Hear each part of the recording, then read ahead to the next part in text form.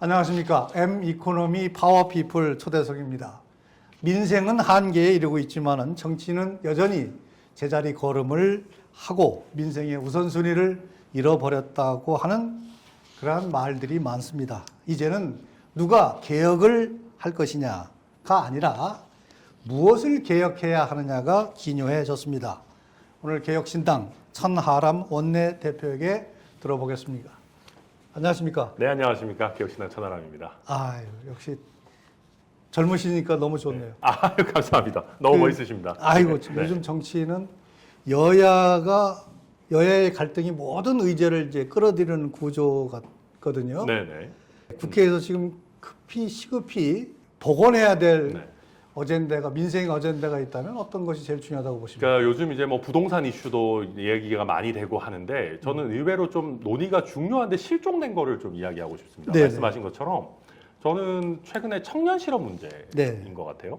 청년 실업률 이런 것들이 계속 올라가고 요즘 회사들도 이 공채를 잘 안 하지 않습니까? 네. 이렇게 옛날에 우리가 채용 방식이 그물을 던져서 사람들을 이렇게 끌어올리는 거였으면은 네. 요새는 낚시하는 방식으로 바뀌었습니다. 수시 아. 채용이 돼서 네. 또 잡힌 거를 보고도 좀 마음에 안 들면 버려버리고 경력 같은 신입을 이제 뽑는 그런 아. 식으로 돼서 취업문이 점점 좁아지고 있거든요. 네. 근데 이런 부분들을 정치권에서 주요하게 다뤄야 되는데 네. 오히려 지금 청년들은 약간 붕 떠 있습니다. 네. 왜냐하면 지금 더불어민주당 같은 경우에는 주된 지지층이 40대 중반 이상에서 60대 초반까지로 많이 왔거든요. 네. 네. 그러다 보니까 정년 연장에 대한 논의는 불이 붙고 정작 아직까지 직장에 진입하지 못한 젊은 세대에 대한 논의들은 아직 정치권에서 제대로 불이 안 붙고 있는 것 같아서 제가 요즘 굉장히 걱정하면서 보고 있습니다. 그러면은 이것이 제일 큰 의제로 들어와야 되도 지금 이제 그렇게 되지 않고 있는데 이것이 왜 중요하다고 보십니까? 지금 AI의 이제 어떤 발전이나 이런 것들 때문에 가뜩이나 신규 채용이 잘 안 늘어나고 있는 상황이거든요. 예. 그러면 정치권에서 여기에 대한 어떤 여러 구체적인 대책들을 더 집중해서 논의를 해야 되는데 정치적인 이유 때문에 저는 20대, 30대가 좀 소외되어 있다고 봅니다. 네. 그러니까 아까도 말씀드렸듯이 40대, 50대는 더불어민주당의 강력한 지지층을 이루고 있고 또 60대 이상은 국민의힘 지지층인데 20대, 30대는 지금 거대 양당에 딱 어디 소속된다라고 말하기 애매한 부분이 있습니다. 그렇네요. 네, 그러다 보니까 20, 30대 이슈들이 항상 조금 뒷전으로 밀리는 그런 문제들이 있는 것 아닌가. 그래서 사실 저희 개혁신당이 좀 젊은 세대를 나름대로 대변하려고 하는 정당이고 조금 더 저희 이런 부분에 집중해야 되지 않나 네. 생각 많이 하고 있습니다. 아까 요즘은 낚시로 인재를 채용한다고 말씀하셨는데 네. 사실 내가 좋아하는 일을 평생 두고 할 수 있도록 하는 어떤 매칭이라고 할까요? 네. 공급자 수의 매칭이 이루어져야 되는데 예. 그냥 무조건 뭐 대기업에 들어가야 된다, 공무원이 돼야 된다, 뭐 이렇게 편한 것만 생각하는 경향도 없잖아 있는 것 같아요. 정확한 말씀입니다. 그런데 이게 우리나라만의 문제는 아닌 것 같습니다. 최근에 미국에서도 어떤 일들이 있냐면 네. 트럼프 대통령이 이제 전 세계를 거의 멱살 잡다시피 해서 제조업 기반을 미국으로 들어오려고 예. 하지 않습니까? 예. 근데 막상 미국으로 그 제조업 공장이 들어왔는데 미국인들이 그걸 못 견딥니다. 이게 무슨 뜻인지요? 무슨 말이냐면 미국인들이 이제는 중국 사람처럼 힘들게 일하는 거를 못 견디는 겁니다. 무슨 말씀인지. 예. 근데 우리나라도 사실은 이제 생활 수준이 올라왔기 때문에 네. 단순 어떤 생산직을 그렇게 처우가 안 좋은 걸 무조건 해라라고 이야기하기는 쉽지 않은 면이 있습니다. 네. 다만 지금 우리 교육이 너무나 대학을 다 보내는 형태로 인문계 고등학교 넘쳐나고 또 대학도 불필요한 부분들이 넘쳐나기 때문에 이 중에 상당 부분을 예전에 사실은 MB 때 했던 것처럼 마이스터고 이런 것들을 더 이렇게 진흥을 하고 네. 직업 교육을 하는 고등교육기관들을 더 늘려야 되는 건 맞습니다. 네. 그런 건 동시에 가야 되지만 또 반대로 젊은 세대한테 너는 좀 힘든 일 해야지 이렇게 이야기하는 것도 간단한 문제는 아니다 네. 말씀드립니다. 매칭은 잘 안 되고 있다고 미스매치가 엄청 있는 거죠. 네. 근데 그걸 4년제 대학 다 나온 친구들한테 이제 와서 좀 힘든 중소기업 생산직으로 가라라고 이야기할 게 아니라 그 앞 단계에서부터 이제 고등학교 단계 또 대학도 직업 교육을 하는 폴리텍이라든지 이런 데로 진학하는 것 자체를 더 앞 단계에서 유도를 할 필요가 있다. 저는 그렇게 봅니다. 아니, 그 영끌 전세를 한 사람들이 이제 더 좋아지겠습니까? 아니면 더 나빠지겠습니까? 지금 보시기에. 굉장히 안 좋아질 겁니다. 아, 지금 이번 정부에서 하고 있는 것 중에 제가 굉장히 위험하다고 생각하는 게 11호 부동산 대책을 통해서 예. 실수요자만 서울의 주택을 신규 구매할 수 있도록 지금 해놨지 않습니까? 예. 근데 이렇게 되면 어떻게 되냐면 점점 더 전세 매물이 없어지게 됩니다. 네. 왜냐하면 실거주자만 들어올 수 있다라고 하면 지금 그래서 전세 매물은 씨가 마르고 그러다 보니까 월세도 지금 굉장히 가파르게 오르고 있는 그런 상황이거든요. 예. 근데 전세 매물이 씨가 마르다 보면 당연히 전세도 올라가게 됩니다. 근데 더 큰 문제는 어느 순간 전세 제도가 감당 못할 정도로 붕괴될 수 있습니다. 그렇게 되면 전부 월세가 되게 되면 월세 가격이 지금보다도 훨씬 더 폭등할 겁니다. 그렇죠. 아. 네. 물가가 안정됐다고도 얘기를 하지만은 사실은 이게 체감은 그렇지는 않거든요. 네. 요즘은 밥을 뭐 몇 사람이 같이 못 먹겠어요. 내가 밥을 돈 너무 많이 들어. 맞습니다. 요새는 국밥 한 그릇만 먹어도 네. 그래서 요즘 우스갯소리로 햄버거 집에서 햄버거 먹는 게 제일 싸다 그런 얘기 하거든요. 젊은 사람들은. 그거는 그래도 좀 이제 할인 쿠폰도 가끔 나오고 해서. 근데 말씀하신 것처럼 이게 물가 상승률이 둔화됐다라는 게 물가가 떨어지는 게 아닙니다. 지금 우리나라가 코로나19 시기를 겪으면서 물가가 엄청나게 많이 올라왔습니다. 네. 근데 물가 오르는 속도가 조금 줄어들었다고 해도 이미 고물가가 굉장히 고착화되고 있는 겁니다. 네. 그런데 저희가 여기서 하나 문제 제기하고 싶은 게 최근에 쌀값이 많이 올라가지고 문제가 많이 됐어요. 또 그 백반집 이런 데서도 야 공깃밥 요새 공깃밥 1,000원 하는데 찾기 어렵지 않습니까? 네. 공깃밥 가격 올리고 막 이랬는데 이럴 때 정부에서 사실은 물가 안정을 위해서 비축미를 풀어야 되거든요.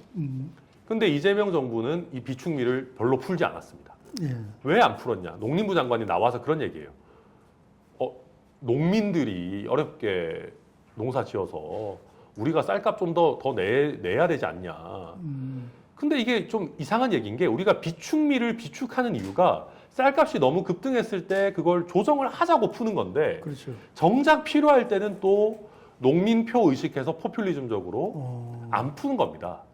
그러니까 그런 식으로 지금 정부에서 물가 안정을 위해서 노력하고 있다라고 하는 것들이 저는 약간은 좀 왜곡이나 과장도 있다 말씀드립니다. 그런 것을 개혁신당은 어떻게 처방을 내리고 싶습니까? 그러니까 이게 이제 저는 그렇습니다. 이게 물론 필요한 규제는 해야죠. 오히려 시장에서 흘러가는 이 흐름들은 조금 자연스럽게 흘러갈 수 있도록 해줄 필요들이 있다. 이번에 11호 부동산 대책 같은 경우도 그런 겁니다. 우리가 예전에 문재인 정부 때로 시간을 돌려서 강남 집값 오르는 거를 그때 당시에 억지로 잡으려고 하지 않았다면 마포, 용산, 성동은 아직까지 살만했을지도 모릅니다. 근데 강남 집값 오르는 거를 막으려고 하다 보니까 결국 인접 지역들 마포, 용산, 성동뿐만 아니라 이제는 서울 전역을 굉장히 집 사기 어렵게 지금 만들고 있거든요. 저는 이런 그 어떤 수요들을 조금 자연스럽게 흘러가도록 해놓을 필요들이 저는 있지 않나. 이게 억지로 손대려고 한다고 이게 사실 막을 수 있는 게 아니라 오히려 부작용들이 더 많이 생기는 부분들이 분명히 있다. 말씀드립니다. 최근에 젠슨 황하고 뭐 이재용 회장하고 이렇게 정의선 회장하고 그죠? 예. 러브샷을 했잖아요. 네. 근데 제가 보기에는 우리나라 정부가 혹시 AI에 너무 성급하게 거기 젠슨 황에게 좀 이렇게 너무 지나치게 편애하는 건 아닌가 하는 생각이 들거든요. 그러니까 요즘 이제 실제로 말씀하신 것처럼 AI 거품론 이런 게 좀 나오고 있죠. 예. 그러니까 AI가 뭐 많이 발전했지만 과연 이게 사람을 완전 대체할 수 있는 거냐, 직원을 대체할 만하냐. 근데 저는 그래도 일단은 가긴 가야 된다 생각합니다. 네. 왜냐하면 그러니까 AI의 발전이 지금 약간 우리 기대보다는 확 올라오지 않는 부분도 있지만 사실 3년 전의 AI 모델들을 보면 지금 보면 진짜 한심하거든요. 네. 네. 특히 동영상 만들어주는 이제 AI 서비스들 같은 경우 보면 그 유명한 것들이 있습니다. 그 미국의 윌 스미스라는 배우가 스파게티 먹는 게 있는데 막 스파게티를 막 이렇게 막 어그저그저 먹고 막 다 스파게티가 뭉개지고 근데 요즘 AI들한테 예를 들면 천하람이 스파게티 먹는 거 만들어줘 그러면 제 와이프도 보고 속을 정도로 만들어주거든요. 그러니까 아마 제 아들도 보고 속을 겁니다. 그러니까 그래서 아직까지 이게 실용적으로 어느 정도의 쓸모가 있을지는 조금 지켜는 봐야 되지만 이 경쟁에서 대한민국이 뒤처질 수는 없다. 그리고 미국하고 중국을 제외하고는 대한민국하고 대만 정도가 그나마 AI 관련해서 반도체라는 걸 갖고 있는 나라들입니다. 그렇죠. 그러니까 우리가 갖고 있는 장점을 살릴 필요는 있다 생각합니다. 지금 우리 대한민국의 주력 산업들을 보면은요. 반도체만 잘 되고 있습니다. 사실. 네. 우리가 반도체 착시가 있는 겁니다. 네. 반도체 빼고 지금 철강 굉장히 어렵죠. 뭐 요즘 석유화학도 최근에 조금 좋아졌습니다만 굉장히 쉽지 않죠. 네. 뭐 조선은 그나마 괜찮은 편이고 뭐 나머지 여러 이제 기계 산업들이나 일반적인 생산 뭐 분야들 보면 어렵습니다. 그리고 우리가 기존의 대한민국 주력 산업군들을 살릴 방안이 있냐라고 물어보면 답이 뾰족하지 않습니다. 네.